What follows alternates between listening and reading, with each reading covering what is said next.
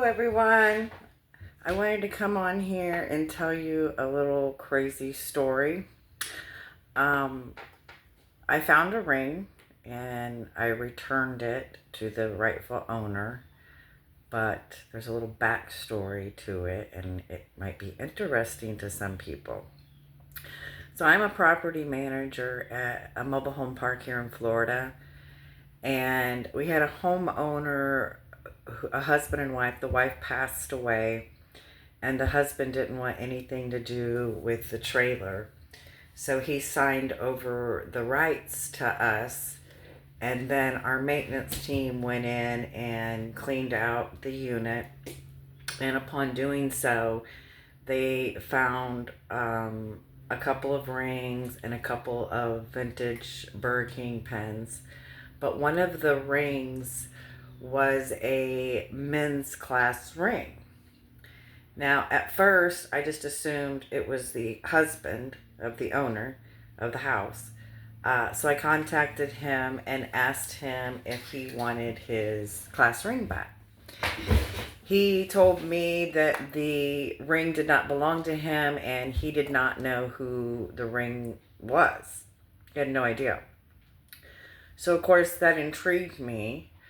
So I got a magnifying glass out and found that there was an inscription in the inside of the ring.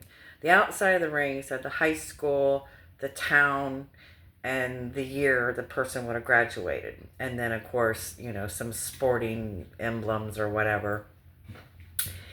But the inside had the man's name and his middle initial. So first I Facebooked it, and of course it brought up, 500 names, which wasn't going to do me any good. I'm not going to contact, 500 people. So I thought, well, I'll give it a chance, and I Googled his name. And of course, there was a name that came up when you Googled it.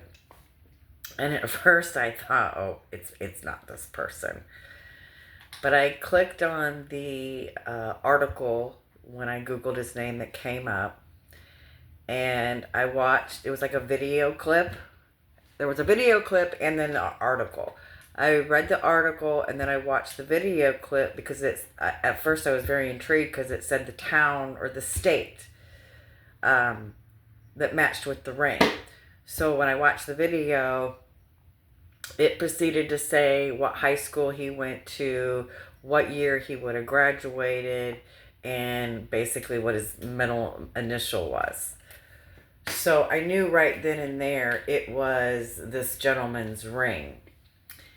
And the article was about a crime he had committed at the age of 16. He would have been a junior in high school, or 17. He was a junior in high school, and he was going to graduate the following year. And he has been incarcerated, I believe, since 96. So I found out what prison he was at through the article. And then I Googled his name through the database of inmate search and found what prison he was at. And I contacted the prison to find out if I could get his inmate number. And they gave me his inmate number and the address to where to actually send the letter to. And so I made photocopies of the ring and colored photocopies. And then I wrote a letter explaining who I was and how I came upon this ring. And yesterday I got a call from a woman who said she had heard from this gentleman and was very ecstatic that I had found his ring and was very grateful. She said that I could send the ring to her and she will make sure that he gets the ring when he does get released from prison. And when that is, I'm not sure. I believe it's somewhere between 12 and 17 years. If you want to read the article, you're more than welcome to. I'll give you his name. but I'm not going to tell you the crime he committed or the story, because that's not, first of all, it's not my business, and that's not why I was on here. I'm on here just trying to return this gentleman's class ring to him, because it's engraved with his name, and it's something very personal. And the fact that this was part of his teenage years, his childhood, and it's probably the only thing left of his childhood, since he never got to live out his years. Even though he committed a crime, I'm not here to judge him. I just want to return this gentleman's ring, and I'm glad I could do so. And I hope one day he can wear it again.